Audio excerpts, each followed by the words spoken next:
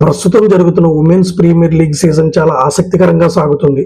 అయితే ఈసారి UP warriors team head coach గా బాధ్యతలు చేపట్టిన టీమిండియా మాజీ ప్లేయర్ మరియు కోచ్ అభిషేక్ నాయర్ ఒక షాకింగ్ మరియు ఇంట్రెస్టింగ్ విషయాన్ని బయటపెట్టారు.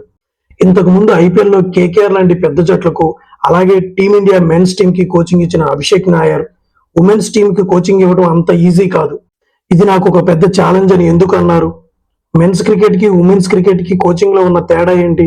ఈ వీడియోలో డీటెయిల్ గా తెలుసుకుందాం. మన ఛానల్ ఇంకా సబ్స్క్రైబ్ చేసుకోకపోతే ప్లీజ్ సబ్స్క్రైబ్ చేసుకోండి. Abhishek Nair UP warriors head coach గా బాధ్యతలు తీసుకున్న కొన్ని రోజుల్లోనే ఒక విషయాన్ని గ్రహించారు. అదేంటంటే ఉమెన్స్ క్రికెట్ లో అటెన్షన్ టు డీటెయిల్ చాలా ఎక్కువ ఉండాలి అని, అంటే ప్రతి చిన్న విషయంపై శ్రద్ధ ఎక్కువ ఉండాలి అని చెప్పారు. అభిషేక్ నాయర్ మాటల్లోనే చెప్పాలంటే మెన్స్ క్రికెట్ లో ప్లేయర్స్ తో మనకి ఎక్కువ కాలం ప్రయాణం ఉంటుంది, ఒక నమ్మకం ఉంటుంది. ఉదాహరణకు ఒక మెయిల్ ప్లేయర్ తో కవర్ మీదుగా షాట్ ఆడు అని చెప్తే వాడికి ఏ బాల్ ని కొట్టాలి, ఎలా కొట్టాలి అని ఆటోమేటిక్ గా ఆ ప్లేయర్ కి తెలుస్తుంది. కానీ ఉమెన్స్ క్రికెట్ లో అలా కాదు. వాళ్ళకి ఆ విషయాన్ని క్లియర్ గా వివరించాలి.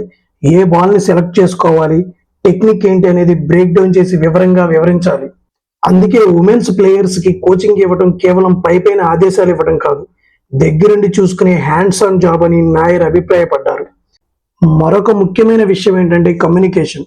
మెన్స్ టీమ్ ని కోచ్ చేసేటప్పుడు కోచ్లు ఏం మాట్లాడాలి, ఏం మాట్లాడకూడదని చాలా జాగ్రత్తగా ఆలోచిస్తారు. ప్లేయర్స్ ఈగోలు హట్ అవ్వకూడదని చూస్తారు. కానీ ఉమెన్స్ క్రికెట్ లో ప్లేయర్స్ చాలా నేర్చుకోవడానికి ఆసక్తిగా ఉంటారని నాయర్ చెప్పారు. నేను రోజు నాకు నేనే చెప్పుకుంటున్నాను, అభిషేక్ నోరు తెరిచి మాట్లాడు, వాళ్ళకి వివరంగా చెప్పు అని. అమ్మాయిలు నేర్చుకోవడానికి చాలా ఆసక్తి చూపిస్తున్నారు అని ఆయన అన్నారు.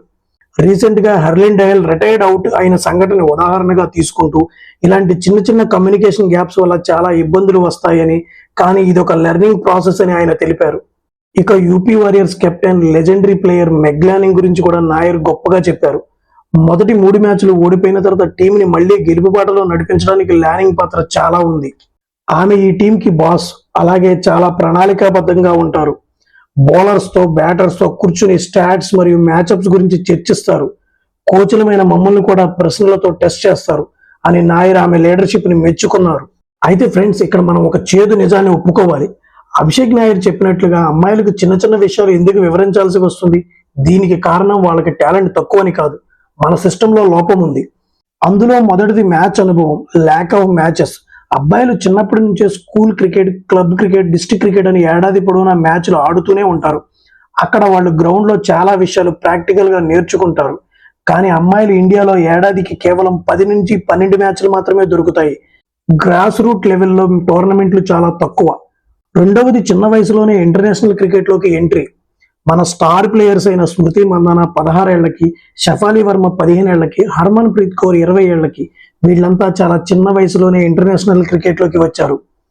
అబ్బాయిలు డొమెస్టిక్ లెవెల్లో చేసే తప్పులను, నేర్చుకునే పాఠాలను మన అమ్మాయిలు డైరెక్ట్ గా ఇంటర్నేషనల్ లెవెల్లో లేదా ఉమెన్స్ ప్రీమియర్ లీగ్ లాంటి పెద్ద వేదికల మీద నేర్చుకోవాల్సి వస్తుంది. అందుకే నాయర్ లాంటి కోచ్లకు బేసిక్ టాక్టిక్స్ కూడా దగ్గరుండి నేర్పించాల్సిన పరిస్థితి వస్తుంది. ఇది ప్లేయర్స్ తప్పు కాదు, వాళ్లకు సరైన గేమ్ టైం దొరకకపోవడం వల్ల వచ్చిన గ్యాప్. ఫైనల్ గా అభిషేక్ నాయర్ చెప్పింది ఒకటే, ఇది కష్టమే కానీ ఈ ఛాలెంజ్ నాకు నచ్చింది. అమ్మాయిలు నేర్చుకోవడానికి సిద్ధంగా ఉన్నారు, అదే నాకు బలమని. ఉమెన్స్ ప్రీమియర్ లీగ్ లాంటి టోర్నీలు మన ప్లేయర్స్ కి గేమ్ అవేర్నెస్ పెంచడానికి ఎంతగానో ఉపయోగపడతాయి. ఫ్రెండ్స్, ఉమెన్స్ క్రికెట్ డెవలప్ అవ్వాలంటే ఇంకా ఎలాంటి మార్పులు రావాలి? మీ అభిప్రాయాన్ని కామెంట్స్ లో తెలియజేయండి. ఈ వీడియో నచ్చితే లైక్ చేయండి, షేర్ చేయండి. మరిన్ని క్రికెట్ అప్డేట్స్ కోసం మన ఛానల్ సబ్స్క్రైబ్ చేసుకోండి. జై హింద్.